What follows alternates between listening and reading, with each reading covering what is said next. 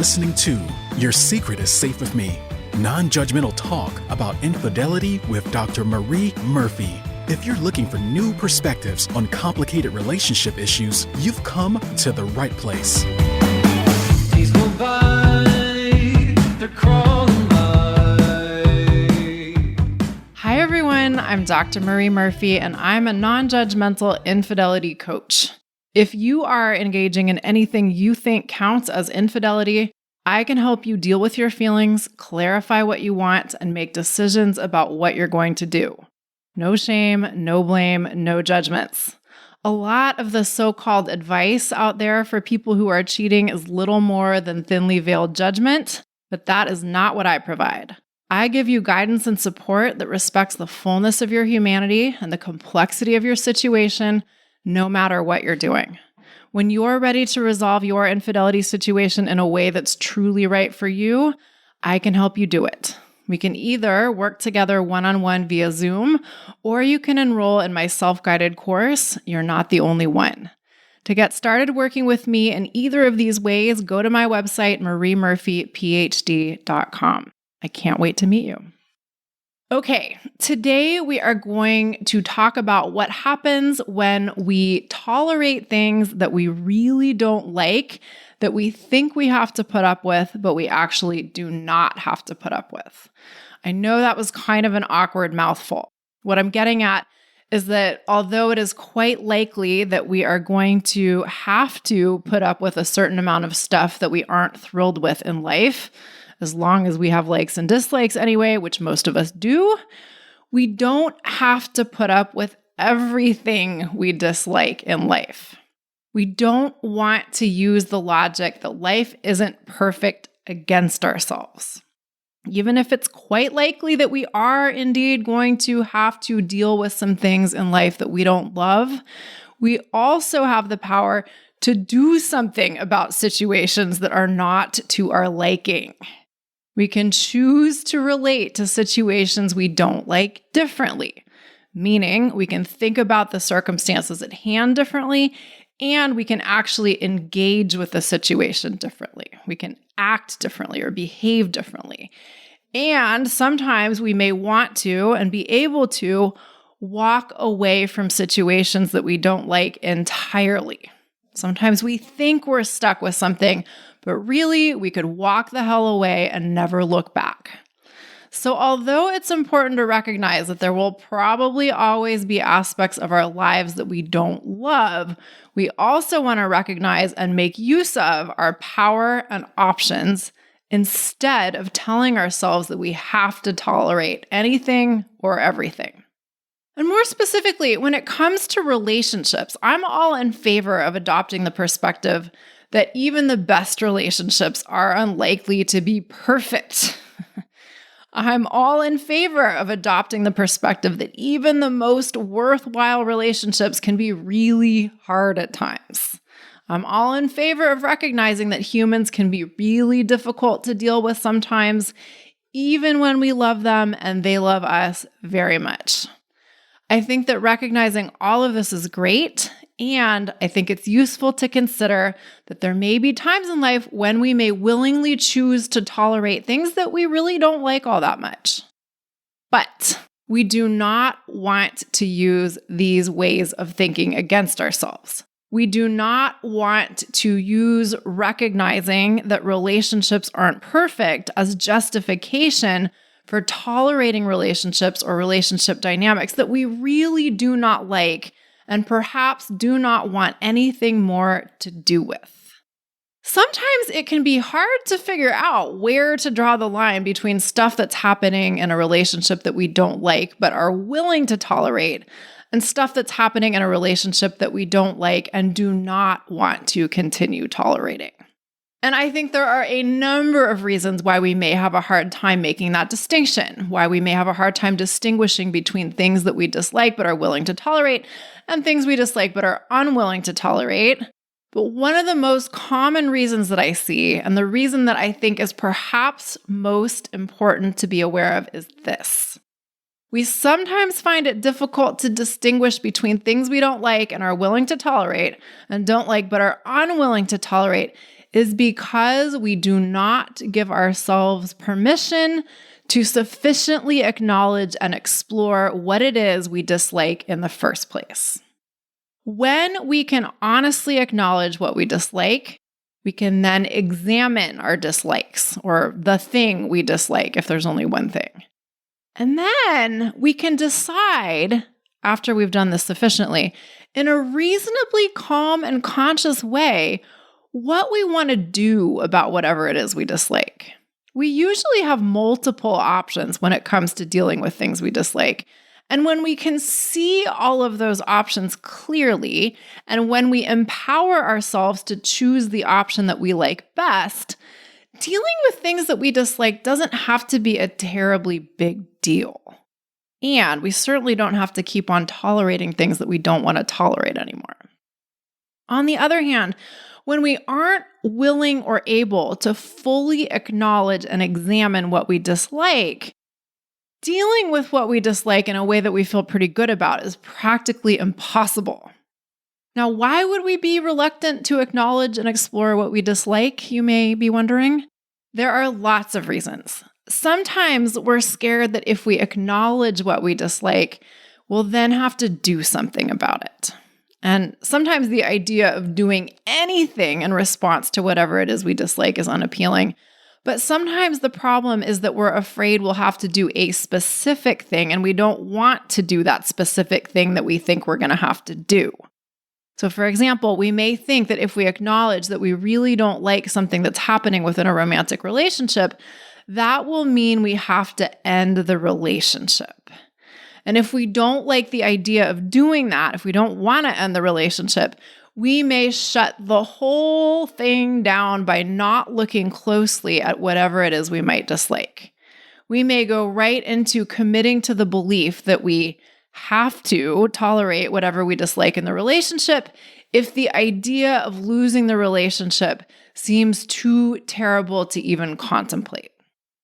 Another reason why we may not want to acknowledge what we dislike is because we believe that we don't have the power to do anything about it.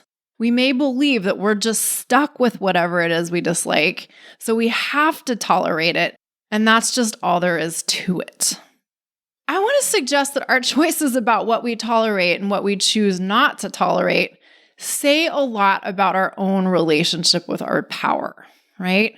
And I want to suggest that examining what we tolerate and being willing to ask ourselves whether we really want to keep tolerating it or not, and then making changes in our lives if we want to, gives us the opportunity to relate to our power in a whole new way, or claim our power in a whole new way.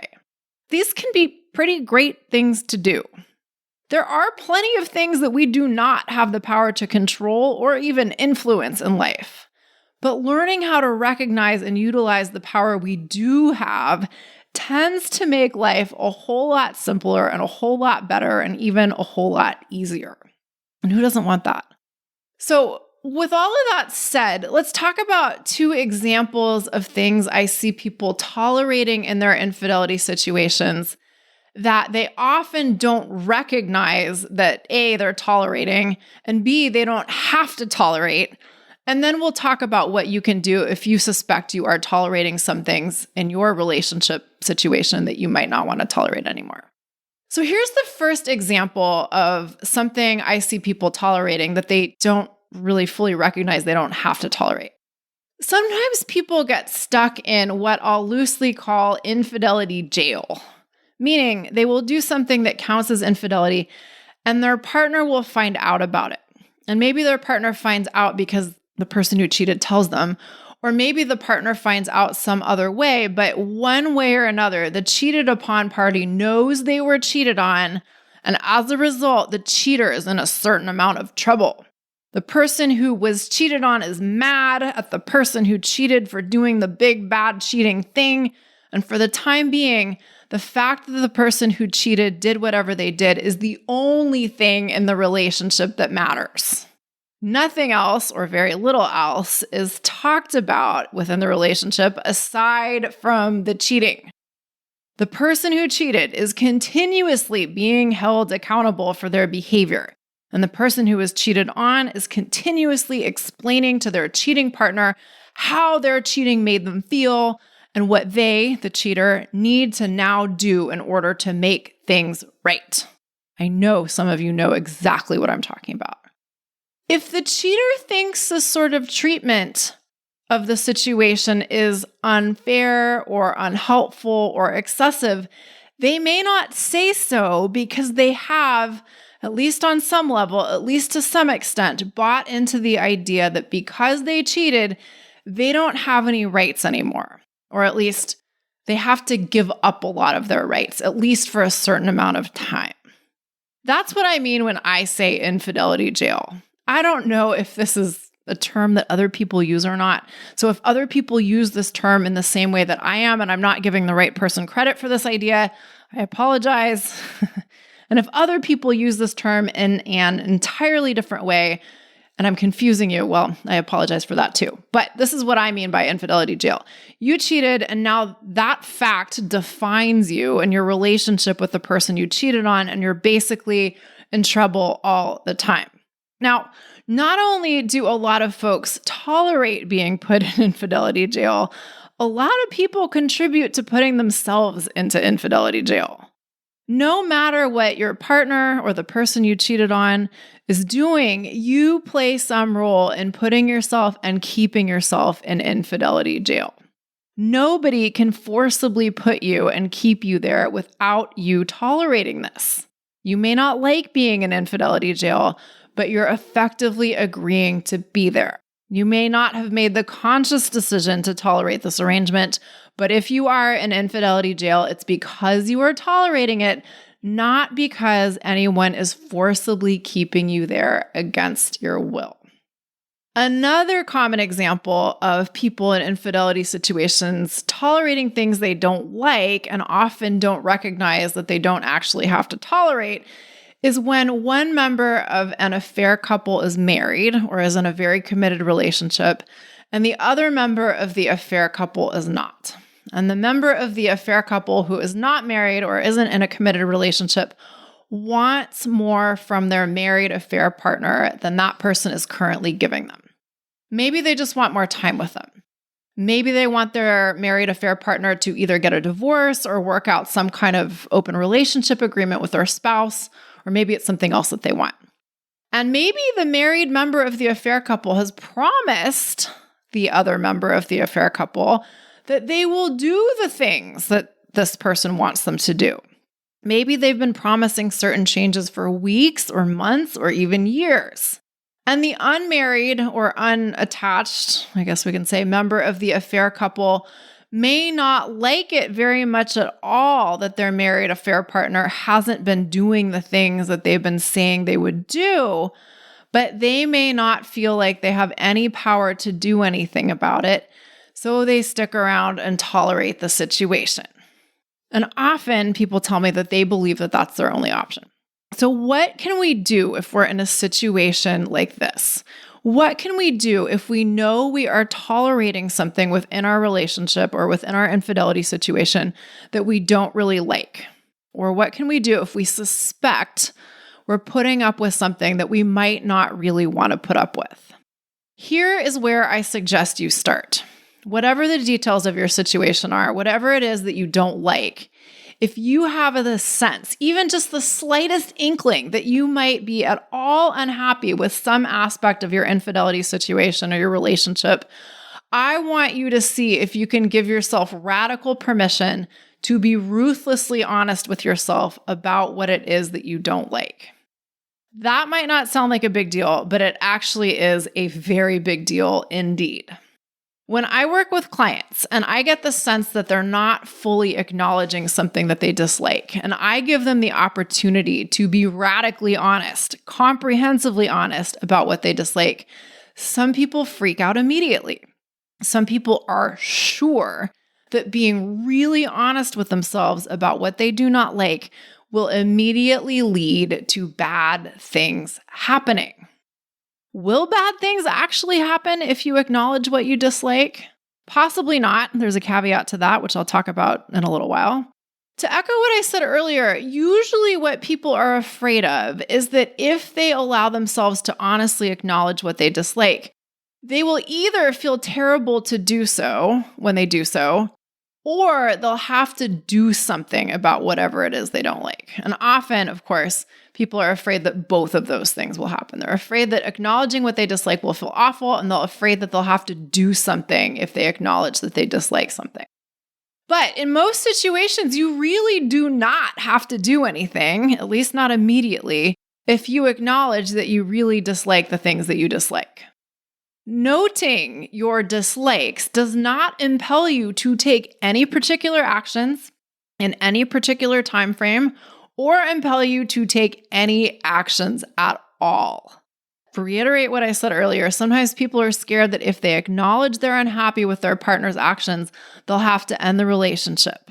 And if that seems like an unattractive idea, people often just stop right there. They shut the whole thing down by trying to stop thinking about whatever it is within the relationship that they don't like.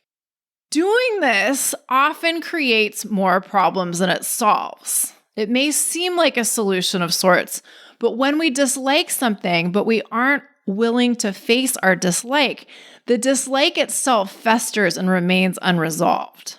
When we're willing to face our dislike, on the other hand, we open up the opportunity for things to start to change. Now, it is definitely possible that if you honestly acknowledge what you don't like about what's going on in your relationship, you may feel some uncomfortable feelings. That is totally possible. But here's the thing. If you've been tolerating things within your relationship that you don't really like, you're probably already feeling some uncomfortable feelings, possibly quite a number of uncomfortable feelings to quite a great degree. Therefore, being honest with yourself about what you don't like may create a different set of uncomfortable feelings for you, but it's unlikely that in your state of relative denial, you are feeling totally amazing. And as you start to be more honest with yourself about what you don't like, you're suddenly going to start feeling terrible. It's more likely that you may go from feeling one flavor of discomfort to feeling another flavor of discomfort. And that might be weird, but it might not actually be a net change in the amount or degree of discomfort you're feeling. Isn't that interesting? And it's also possible that as you start to honestly acknowledge what you don't like, you start to feel some relief, maybe even a lot of relief. The truth really can set us free sometimes. Not being honest with ourselves usually feels pretty awful. Starting to tell ourselves the truth can be scary, but it can also be liberating. So what I want you to do, if you have even the slightest awareness that there is something going on within your infidelity situation that you don't like, is to allow yourself to fully and comprehensively dislike it. And I encourage you to write about what you dislike. Allow yourself to speak onto the page your uncensored truth. Get detailed. What don't you like and why don't you like it? You can write all of this down as if you are telling me about it. You can imagine that we're having a coaching session and you're speaking to me, even though I encourage you to write rather than speak. Or you can schedule yourself a coaching session and you can actually speak to me about what you dislike.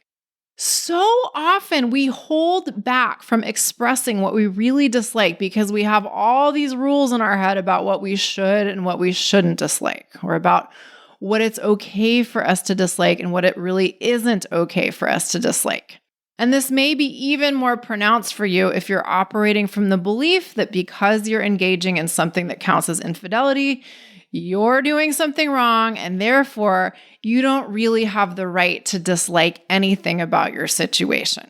So for instance, if you've cheated and your partner knows and they're telling you 18 times a day that you've broken their trust, you may not like that, but you also might not think that it's okay for you not to like that. Guess what? It is okay for you not to like that. You are allowed to dislike things. Period. Full stop. The end.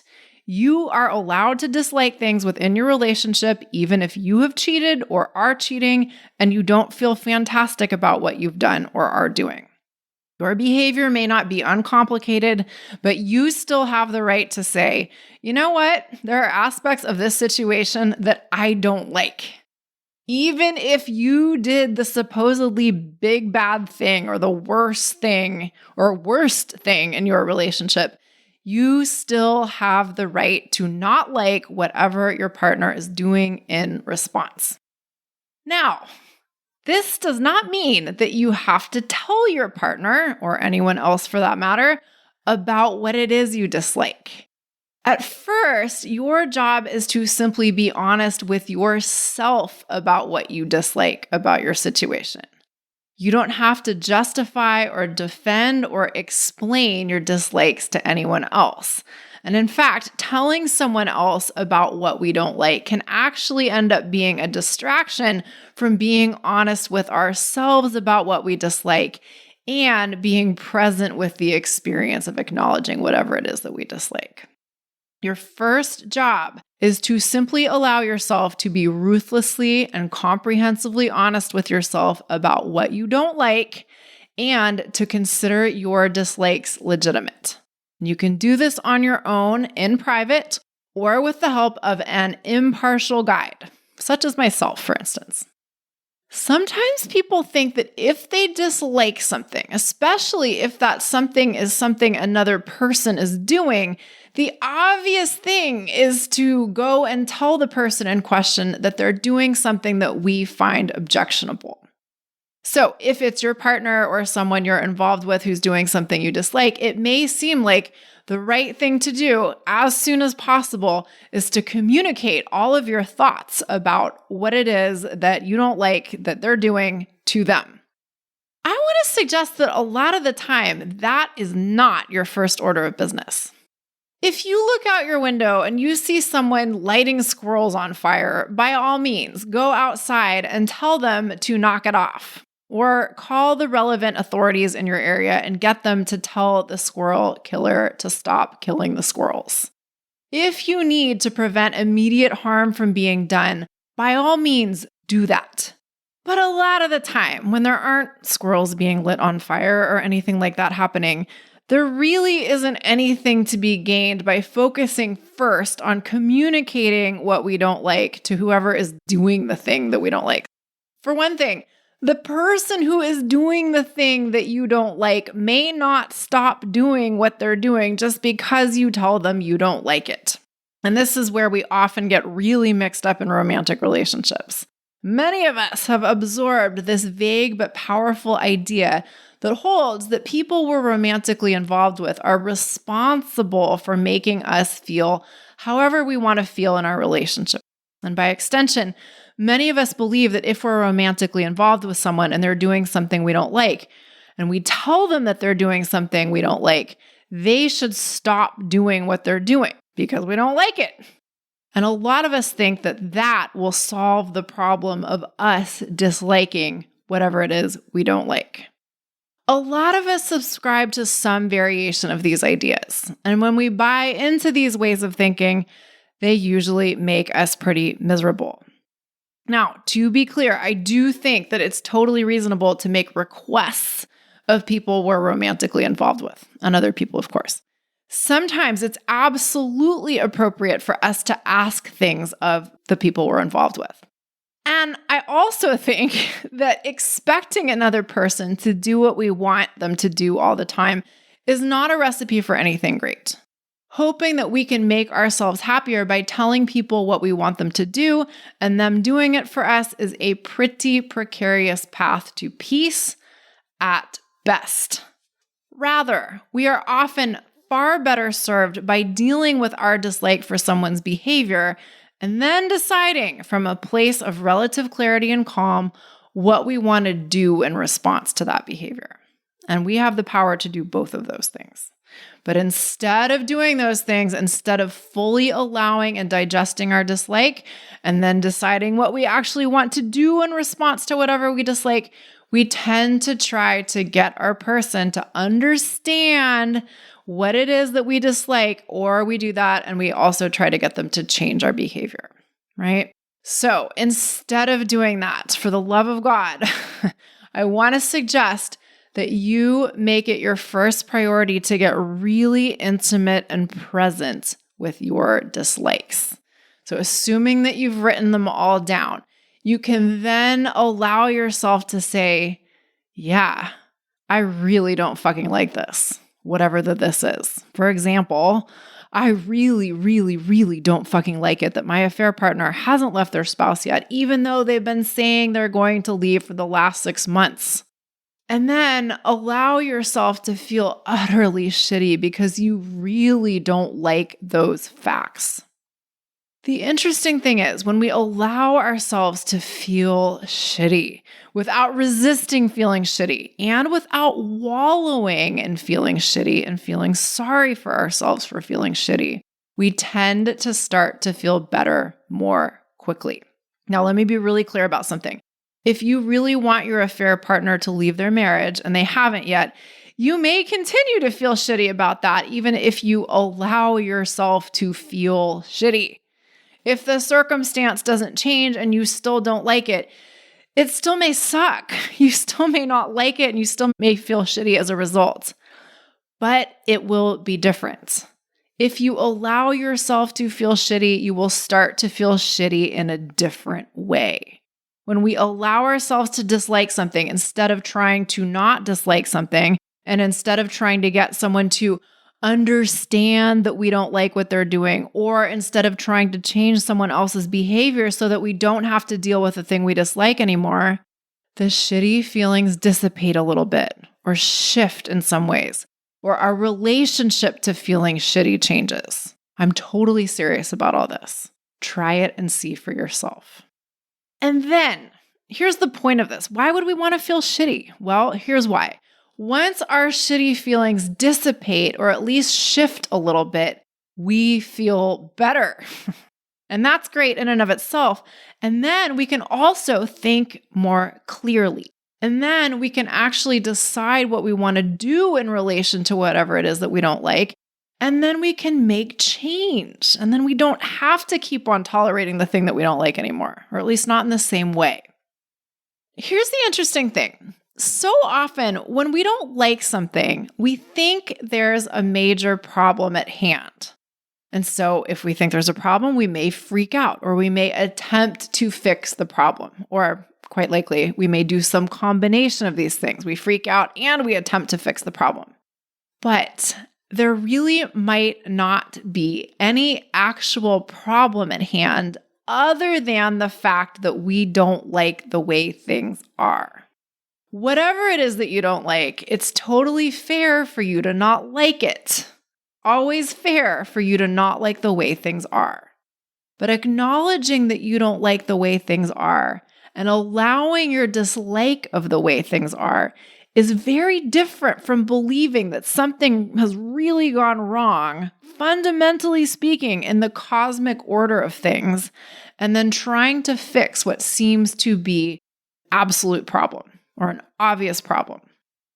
When we don't like something, quite often, the only real problem for us is that we don't like something and that doesn't feel good to us. I'm going to say that again in a slightly different way. When we don't like something, the main thing that has gone wrong is that we don't like the experience of disliking something. Now, if that sounds crazy, I completely understand. And I encourage you to roll this idea around in your head for a little while. What I mean is, when we feel shitty, that is what we need to solve for, rather than attempting to fix the circumstances that we think are making us feel shitty. We need to deal with feeling shitty before we can do much of anything else very effectively. Here's an example that has nothing to do with infidelity that will hopefully help you make sense of the last few points I've made. I may hate it when I'm crossing the street and somebody runs a red light and zooms through the intersection that I just started walking through. I may not like that at all. And I assure you, this is a very real example. This does happen, and I don't like it when this happens. But when this happens, when a car runs a red light and zooms through an intersection and nobody gets hurt and nobody dies, is there really a problem at hand? Arguably, there is not. I may think that it's bad for cars to run red lights and do things that have the potential to injure, maim, or kill pedestrians and perhaps their canine companions too.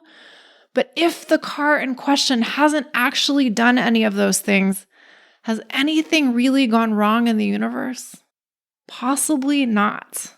Possibly the only problem for me is that I'm angry, I'm all worked up, I've got my knickers in a tangle because I think some driver shouldn't have run a red light.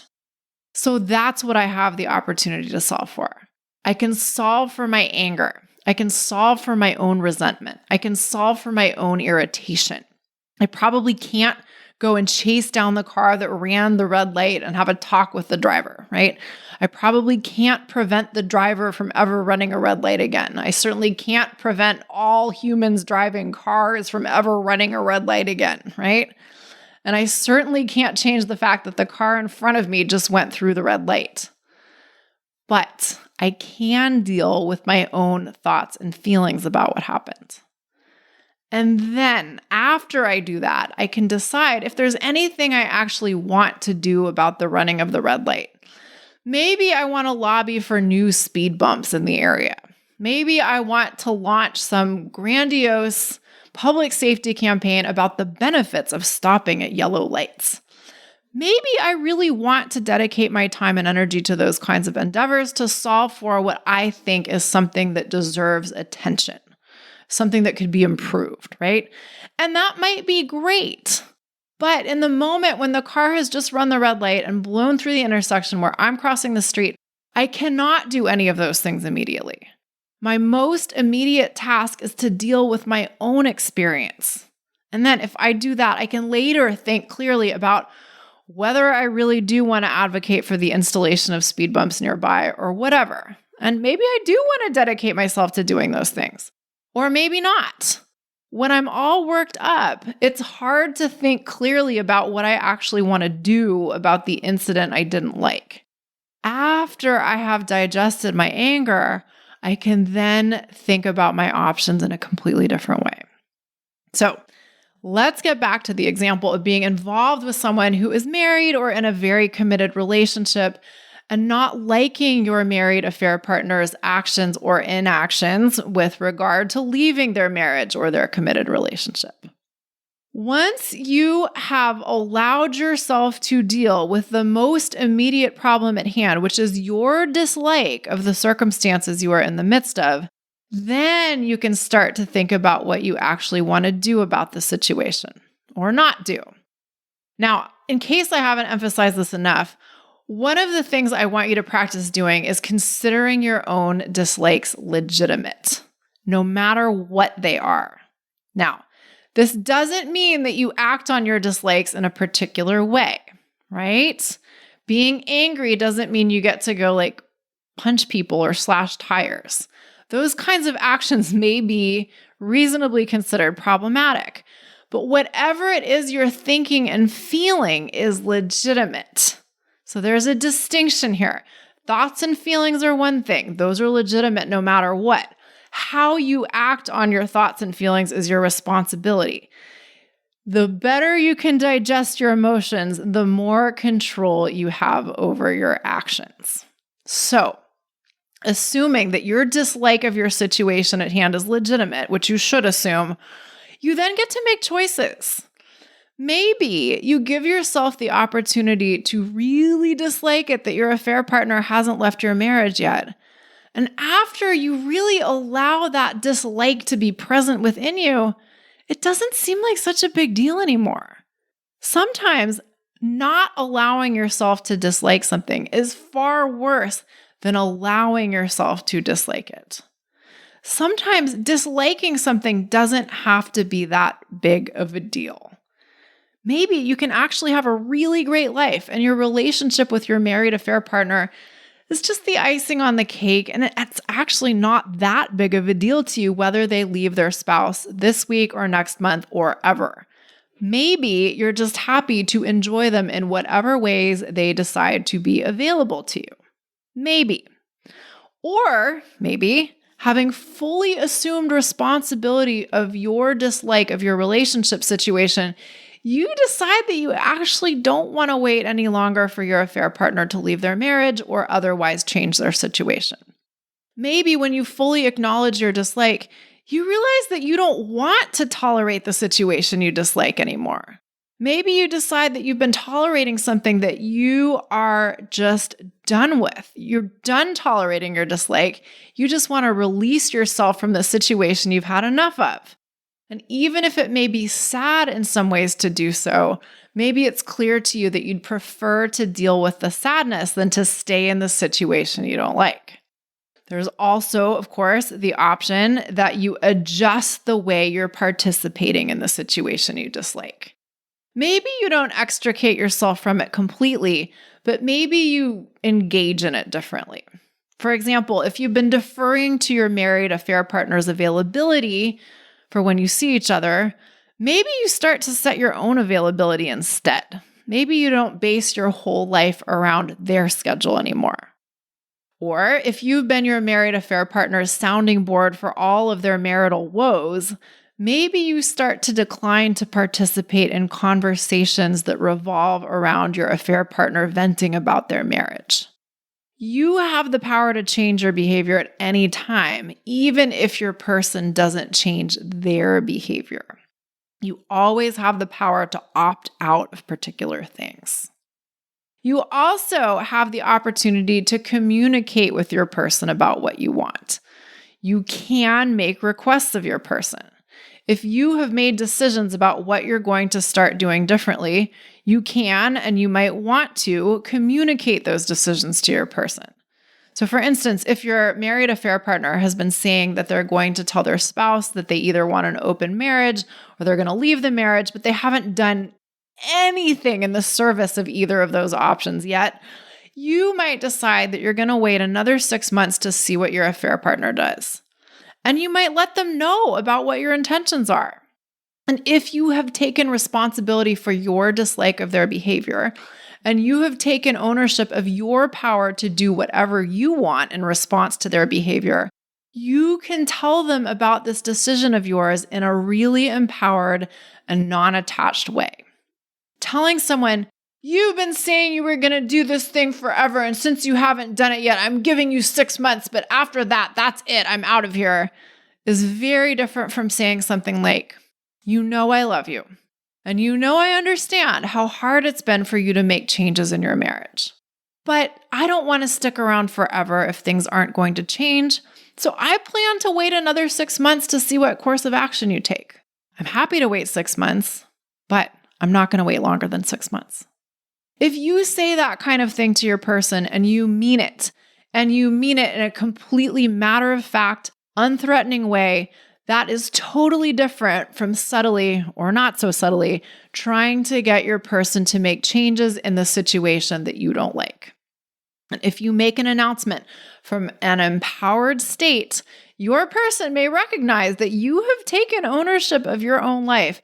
And they may recognize that if they want to be a part of that life of yours, they have some decisions to make and some things to do.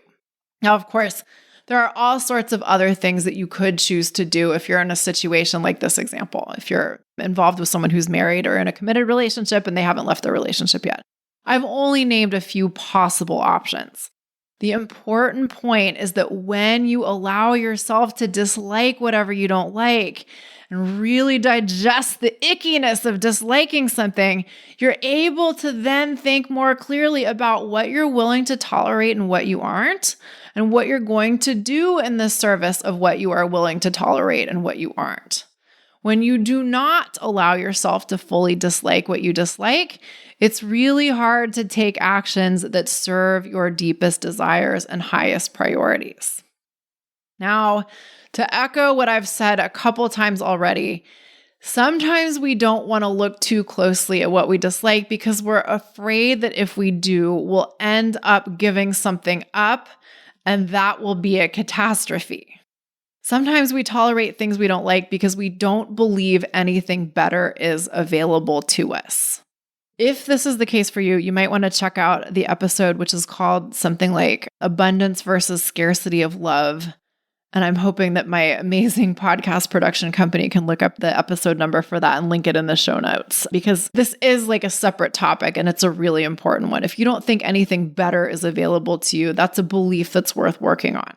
But in addition to that, you do have the choice to keep on tolerating whatever it is that you don't like. Recognizing what you don't like never means that you're forced to make any changes. You also may want to consider that saying no to some things is what allows us to fully say yes to other things. Ceasing to tolerate things that we don't have to tolerate and don't want to tolerate frees up our time and energy to pursue and enjoy the things we really want to pursue and enjoy in our lives. By telling ourselves that we have to keep on tolerating things that we really don't want to have anything to do with and don't have to have anything to do with, we effectively keep ourselves stuck in prisons of our own making. All right, that is it for today. If you would like my help resolving your infidelity situation in a way that's truly right for you, let's work together. If you want to work with me one-on-one, head on over to my website and schedule an introductory coaching session. If you love working independently and you're good at putting what you learn into practice, enroll in my self-guided course. You're not the only one. You can learn more about both of these options by going to my website, mariemurphyphd.com. Thank you all so very much for listening. Have an amazing day. Bye for now. Thanks for listening to Your Secret is Safe with Me with Dr. Marie Murphy. Make sure to click subscribe to get updates on our latest episodes.